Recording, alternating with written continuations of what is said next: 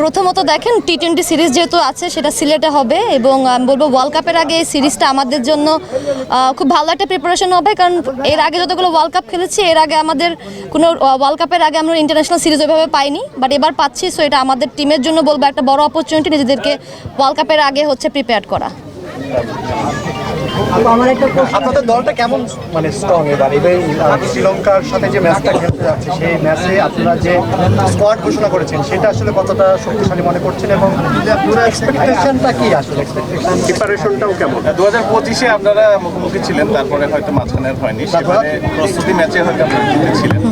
এখন আসলে কেমন আশা করছেন?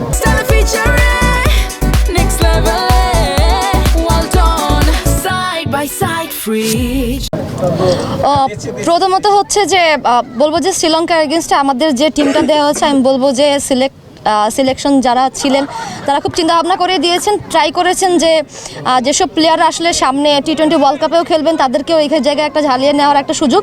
আর সেকেন্ড হচ্ছে আমরা অবশ্যই ডেফিনেটলি সিরিজ যখন খেলতে যাচ্ছে আমরা প্রত্যেকটা পয়েন্ট অনেক বেশি ভ্যালিড, কারণ এটা হচ্ছে আমাদের বায়োলেটার সিরিজের ফার্স্ট বলবো এফটিপির ফার্স্ট বায়োলেটার সিরিজ। সো প্রত্যেকটা গেম অনেক ইম্পর্টেন্ট, ওই জিনিসটা চিন্তা করে স্ট্রং টিমই আসলে ঘোষণা করা হয়েছে এবং প্রত্যেকটা প্লেয়ার বলবো প্রিপারেশন ওয়াইজ আমরা বিকেএসপিতে ক্যাম্প করেছি, ওখানে অনেক ভালো প্রিপারেশন ছিল, অনেকগুলো ম্যাচ খেলেছি, এখানে এসেও করেছি।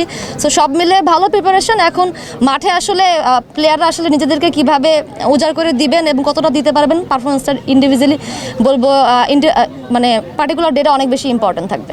সাদা বলে খেলা হবে মনে হয়, সাদা বলে খেলার আলাদা কোনো বিশেষত্ব থাকবে কিনা? সাদা বলেই খেলা হয় ভাইয়া। রাজশাহীতে প্রথম বোধহয় এটাই প্রথম হচ্ছে ইন্টারন্যাশনাল। জি, তো আপনি এই রাজশাহীর ভেন্যু প্লাস উইকেট, হ্যাঁ, এবং আদার্স আনুষঙ্গিক আপনি কি মনে করছেন? আপনার তো এরকম ইন্টারন্যাশনাল ম্যাচ খেলেছেন।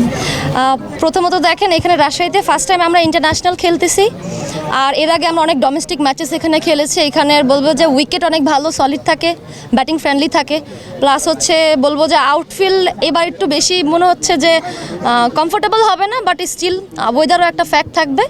বাট সো ফার সবাই অনেক বেশি চেষ্টা করতেছে, যারা আছেন ইনভলভ এই টুর্নামেন্টের সাথে আমাদেরকে কমফোর্ট ফিল করানোর চেষ্টা করতেছেন। দেখেন প্লেয়াররা সব জায়গায় মানে নেওয়ার চেষ্টা করে, যখন আমরা ঠান্ডার দেশে যাই তখনও মানে নেওয়ার চেষ্টা করে, এবং রাজশাহীতে যখন ভেন্যু আমরা শুনেছি আমরা জানি এটা সব থেকে বাংলাদেশের হটেস্ট একটা পার্ট, এবং এইখানে আসলে আমাদের ডোমেস্টিক খেলার একটা অভ্যাস আছে। সো ওয়েদার আমার কাছে মনে হয় না বড় একটা ফ্যাক্ট হয়ে দাঁড়াবে।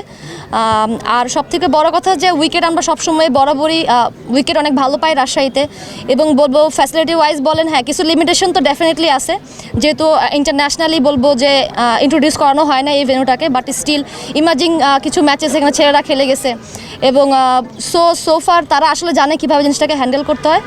বাট স্টিল আমি বলবো যে আরও অনেক কিছু হয়তো বা বেটার হতে পারতো, বাট আমরা খুশি যে অ্যাটলিস্ট তো আমরা শুরু করতে পারতেছি। তো এটার দিয়ে আসলে শুরু হলে আমার কাছে মনে হয় এই ভেন্যুটিতে যেভাবে খেলা হচ্ছে বা উইকেটের যে একটা ভালো একটা সুনাম আছে, এটাকে যদি আরও একটু পরিচর্যা করা হয়, আরও কিছু ফ্যাসিলিটিস এখানে ইনক্লুড করা হয়, আমার মনে হয় ফিউচারে আরও অনেকগুলো ইন্টারন্যাশনাল টুর্নামেন্ট আমরা এখানে দেখতে পাবো।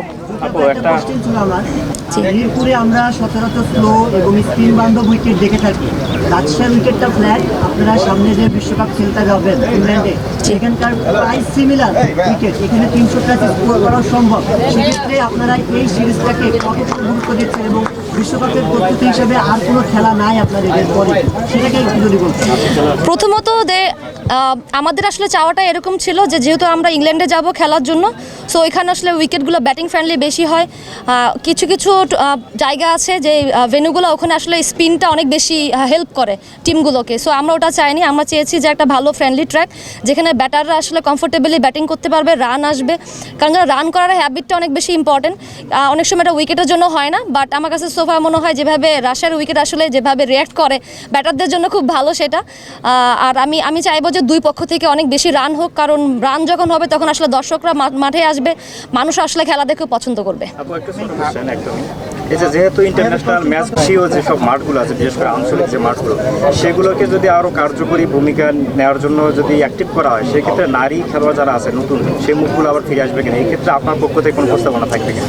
প্রথমত যেভাবে বাংলাদেশ ক্রিকেটে বলবো মেন্স এবং উইমেন্স ক্রিকেটের পরিমাণটা বাড়তেছে, সেইভাবে কিন্তু আসলে আমাদের ভেন্যু অনেক কম, খেলা মাঠ অনেক বেশি কম।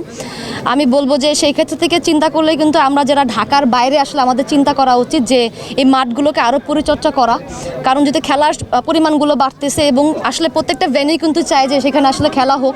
সো ওইভাবে যদি আমি বলবো যারাই এই দায়িত্বে আছেন তারা যদি এই জিনিসটা চিন্তা করেন, যেহেতু আসলে ঢাকা কেন্দ্রিক সব কিছু করলে হবে না, বাইরে এসে যদি আমরা বাইরের মাঠগুলোকে আমরা অ্যাটেনশন দিই এবং ওখানেও যদি খেলা আয়োজন করি, তাহলে মনে করবো যে তারা অনেক বেশি উৎসাহিত হবে যারা এটার সাথে ইনভলভ আছে।